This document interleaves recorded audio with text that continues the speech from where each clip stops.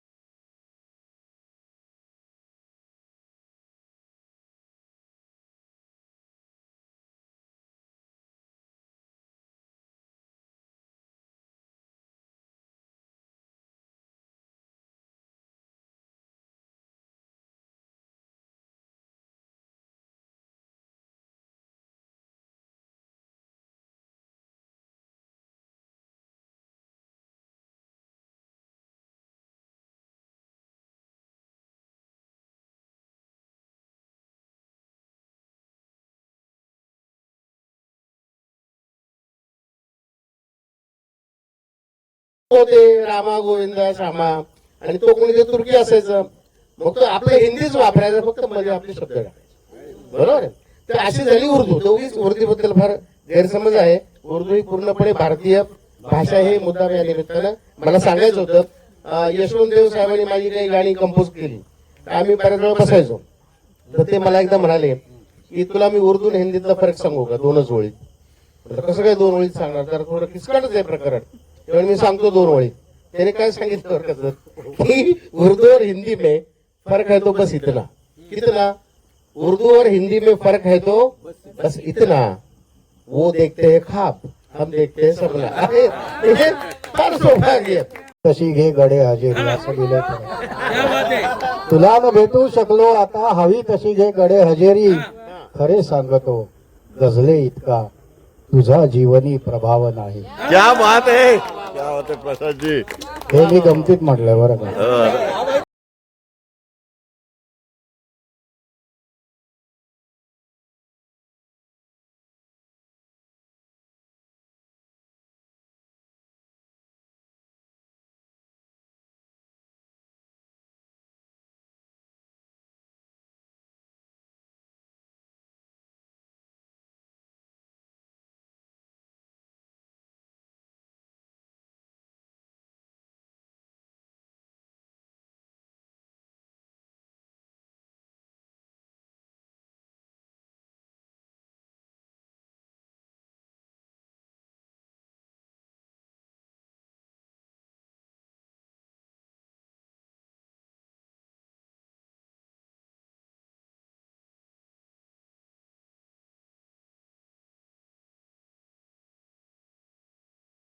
सुरेश वाडकर यांनी गायलेली कार्टून पहा कसे वाटतं तुम्हाला. की तू हसलीस की सगळ्या, सर तू हसलीस की सगळ्या काट्यांची मखमल होते. तू हसलीस की सगळ्या काट्यांची मखमल होते. तू भेटतेस तेव्हा या खडकांची हिरवळ होते. क्या बात है. तू भेटतेस तेव्हा या खडकांची हिरवळ होते. मी बघता बघता माझ्या दुःखाचे गाणे करतो. शेर बघा की मी बघता बघता माझ्या दुःखाचे गाणे करतो. प्रत्येक वेदना माझी अलबेली मैफल होते. क्या बात है. प्रत्येक वेदना माझी अलबेली मैफल होते. आणि तू येत राहा रे दुःखा, आता न दुश्मनी काय. बघा की तू येत राहा रे दुःखा, आता न दुश्मनी काही. तू भेटलास की माझे गुणगुणणे अवखळ. क्या बात है. तू भेटलास की माझे गुणगुणणे अवखळ होते. आणि रोमॅन्टिक शेर आहे की येतात तुझा सांगावा, येतात फुले अन गाणी. येताच तुझा सांगावा, येतात फुले अन गाणी, येतात फुले अन गाणी, येतेस एकटी तरीही ही वर्दळ वर्दळ वा वा येतेस. कुठे गेले कांदिलाजी, कुठे गेले? नाही नाही, ऐका इकडे इकडे इकडे इकडे. तुमच्यासाठी इकडे आता 4 शेर ऐकू तुमच्यासाठी. आता 4 शेर फक्त एक जरा मूड बदलण्यासाठी की उडवाच उडवाचं मान माझी किस्सा सांगतो ऐका ना तुमच्यासाठी. की छगन भुजबळ मला एकदम एकाने फोन केला आणि व्हिडिओ पाठवला की छगन भुजबळांनी तुमचे 2 शेर अमुक अमुक सभेमध्ये ऐकवले. म्हटलं असं कसं काय केलं त्यांनी? तर म्हणे ऐकवलं. म्हटलं माझं नाव घेतलं का? म्हटलं नाही घेतलं. म्हटलं थांबा मी फोन करू त्याला. मी त्याला ओळखतो, मी त्याला फोन केला. म्हटलं भुजबळ साहेब तुम्ही माझे 2 शेर ऐकवले आमच्या आमच्या सभेत. ते म्हणजे ऐकवले, माझं नाव पण नाही घेतलं. म्हटलं तुम्ही तेवढं हार राहिलं बरं का? म्हणजे घ्यायला पाहिजे होतं. म्हटलं रॉयल्टी पाठवत बाकी तर ते म्हणजे लगेच पाठवतो. पण ते कोणालाच काय पाठवत नाही, तर मला काय पाठवायचा प्रश्न होता. पण मला सूड कसं उगवलं समाधान माहिती का पवार सर? ते शेर त्यांनी ज्या सभेमध्ये ऐकवले ती सभा होती पंकजा मुंडेंची प्रचार सभा लोकसभेची. खूप गर्दी होती.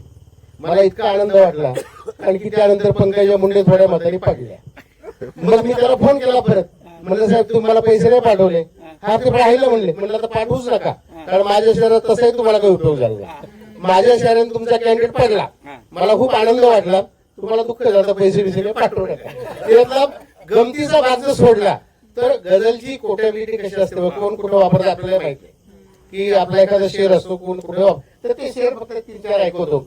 जरा वेगळे आहेत वेगवेगळ्या मूडचे. की उडवाच मान माझी माझा नकार नाही, उडवाच मान माझी माझा नकार नाही, इतकीच शर्त आहे मी वाकणार वाकणार नाही. आणि धोका मला जरीही रस्त्यात दुश्मनांचा आहे, धोका मला जरीही रस्त्यात दुश्मनांचा, मागे फिरावयाचा माझा विचार विचार नाही.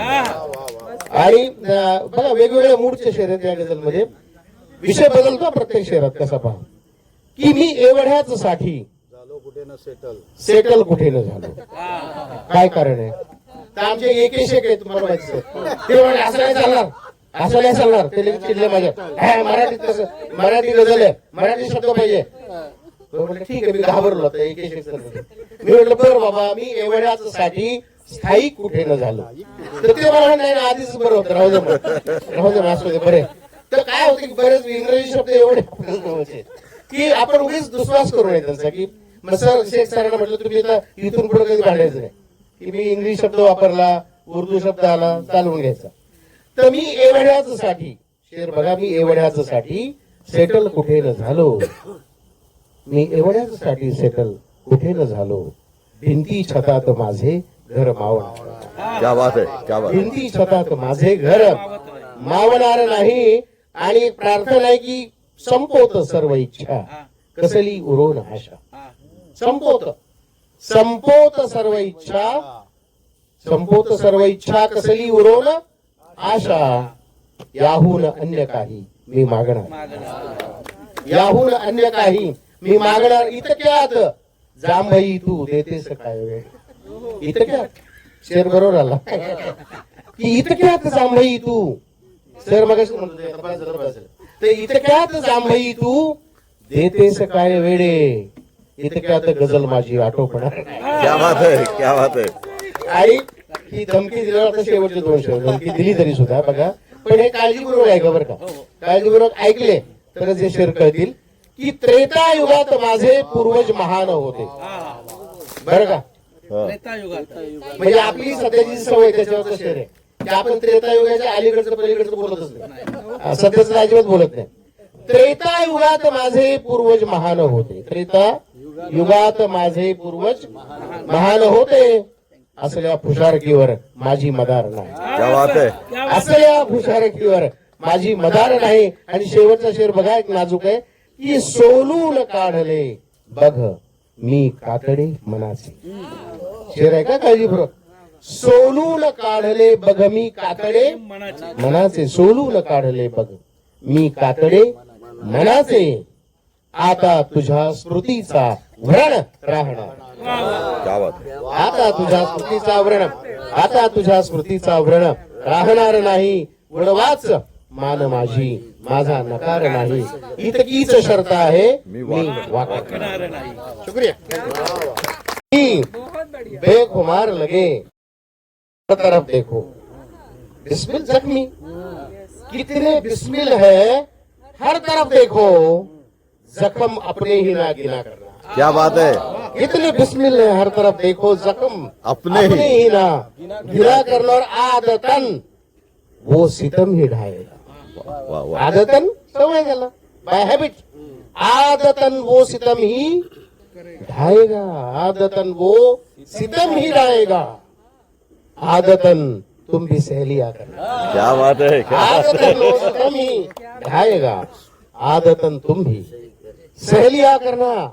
आणि याच्यात बरेचसे एक शेवटचा एक होतो बघा, की माझं तखलूस तुम्हाला बोललो की रिंद आहे, ते मी कसं टाकले बघा शेवटच्या शेरामध्ये, की जिंदगी का नहीं उगिला करना.